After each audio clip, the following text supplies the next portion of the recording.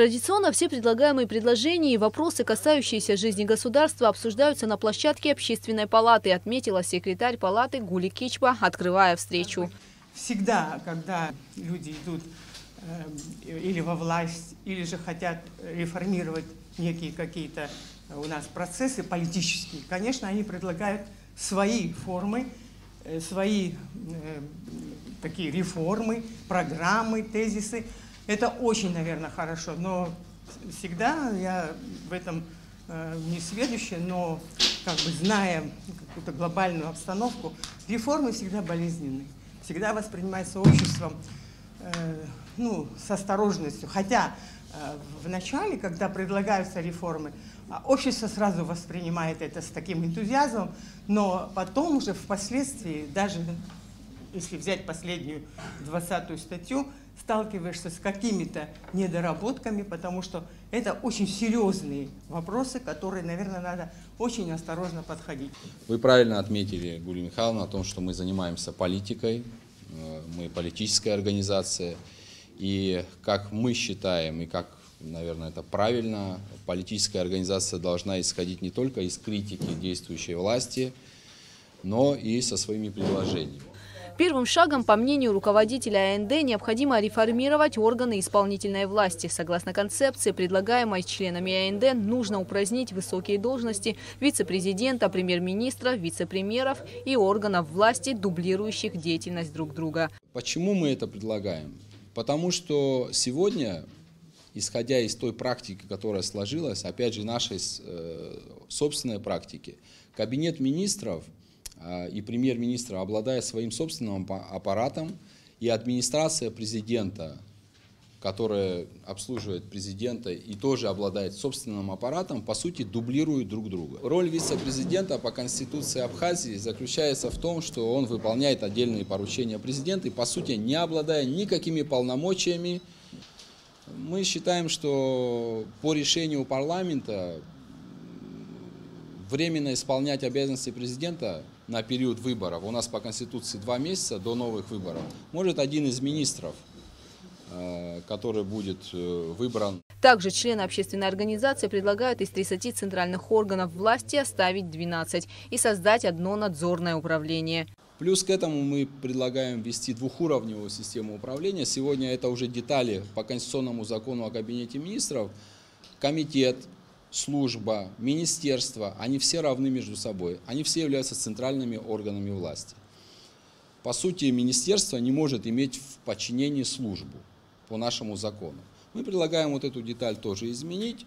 И некоторые службы, которые сохранятся в перспективе, допустим, вот по примеру Российской Федерации, если говорить, мы предлагаем там Государственный таможенный комитет превратить в республиканскую таможенную службу, которая будет подчинена Министерству финансов. То же самое касается и Министерства по налогам и сборам. Член Общественной палаты Сократ Джинджоли отметил, что тема реформирования органов госвласти обсуждалась много раз, однако никаких решений принято не было. Хотя у представителей АНД была такая возможность ранее, когда они занимали высокие руководящие должности в государстве. Вы сами знаете, и вы сами говорили, что в предвыборной кампании все, так сказать, бывшие президенты, кроме одного, который ничего не обещал, вы знаете, о ком я говорю, остальные все говорили о необходимости внесения изменений и в Конституцию, конституционную реформу даже называли, не просто изменения, и само, значит, устройство политической системы нашего государства. Разные можно предлагать. У меня вопрос, значит, вот вы 10 лет были во власти, вы сами сказали, и опыт у вас огромный. Скажите мне, пожалуйста, вот эти подобного рода изменения, внесение изменений в действующее наше законодательство, они не проходили вам в голову? Вы не пытались что-то сделать? Или это все шло, так сказать, тоже что-то мешало? Что мешало? Как вам известно, я работал министром экономики 5 лет и буквально там 1,5 месяца вице-премьером проработал. Министерство экономики, как я говорил уже выше, предложило за нашу бытность более 40 инициатив, оформленных в те или иные проекты нормативных актов или программы. Лично за мою бытность работы на государственной службе, Сократ Радович, поменялось 6 премьер-министров и 2 президента. Я начинал еще работу при Леониде Лакербае. Вот как раз таки вот что мешало нам двигаться, то наболевшее, об этом мы вам и говорим, что нужно менять. Председатель АНД отметил, что предлагаемые ими изменения были отражены еще в 2017 году в небезызвестной программе по развитию экономики в 25 шагов. Однако эта инициатива тогда так и осталась на бумаге, потому что Кабинет министров и администрация президента не смогли прийти к единому мнению в этом вопросе. Мы предлагали, или давайте наделим Кабинет министров, премьер-министра сделаем главой исполнительной власти, президент остается главой государства, или же давайте убирать эту модель. Для меня очень интересна позиция ваша, как будет формироваться правительство. Вот все, что вы обозначили, сокращение, объединение, вот реформирование исполнительной власти, ваше как бы понимание мы видим и услышали, но как это будет формироваться? Он будет завязан с парламентскими результатами выборов, насколько законодательные органы будут участвовать в формировании правительства. За весь период послевоенного развития сменилось более 17 премьер-министров. Более 17 премьер-министров. Поэтому президент, глава государства, глава исполнительной власти, вот частично перехожу к ответу на ваш вопрос, Руслан Канович, на выборах представлять свою программу, хотя бы на тезисном уровне. Сейчас мы не говорим о детальной проработке. Его команда, его правительство эту программу каждый в своей части принимает, каждый получает конкретные сроки, конкретные задачи. Очень важно, чтобы задачи и поручения имели имена. По мнению члена Общественной палаты Абисалома Кварчия, сегодня в стране есть немало проблем, и с изменением структуры правительства они не решатся. Любая идея, она всегда хороша, но она не панацея. У меня, как вот гражданина, есть вопросы, да, вот скажем, мне кажется, что периодически кто-то с какой-то идеей возникает на политической арене, и это является как бы таким вот лошадкой, на которой можно куда-то прискакать. Это первая такая у нас была, помните, вопрос паспортизации, потом пошла 20-я статья.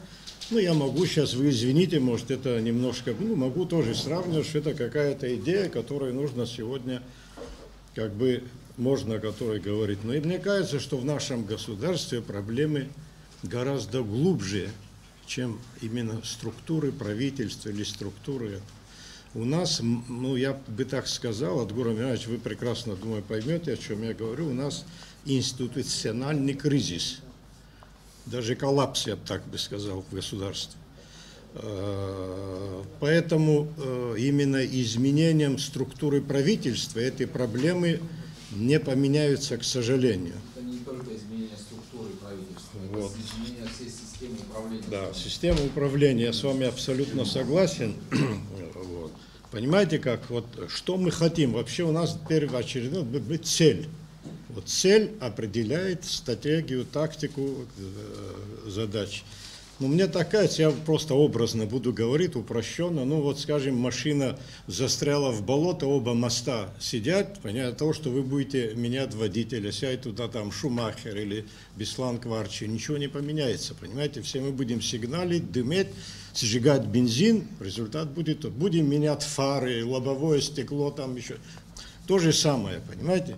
Участники встречи отметили, что в республике наблюдается нехватка управленцев. Сократ Джинджулия считает, что система подготовки кадров должна быть одной из главных в стране. Я даже страшусь, когда говорят, совершенно новые люди должны появиться. Они из небытия не появляются. И, к сожалению, наш университет не готовит государственных деятелей, не готовит будущих президентов, будущих парламентариев. Да, общеобразовательная, общекультурная такая общая подготовка, она есть, и специальности. Но специальность это определяет узкую деятельность какую-то в жизни человека. А вот для того, чтобы государственной деятельностью заниматься, здесь нужен кругозор другой. немножко пошире и поглубже надо видеть. Это достигается путем, ну, во-первых, приобретенных знаний, во-вторых, опыта. И мне кажется, что система подготовки кадров в государстве должна занимать существенное место. Я думаю, что этой концепции подготовки кадров, например, вы, исходя из того, что вы вот, значит, реформирование органов исполнительной власти, так сказать, пытаетесь сделать, могли бы, так сказать, продумать и систему подготовки кадров для государственной деятельности. По итогам встречи члены Общественной палаты приняли решение обсудить данный вопрос за круглым столом с представителями власти. Гугу Саварданя, Алексей Гухава, Абхазское телевидение.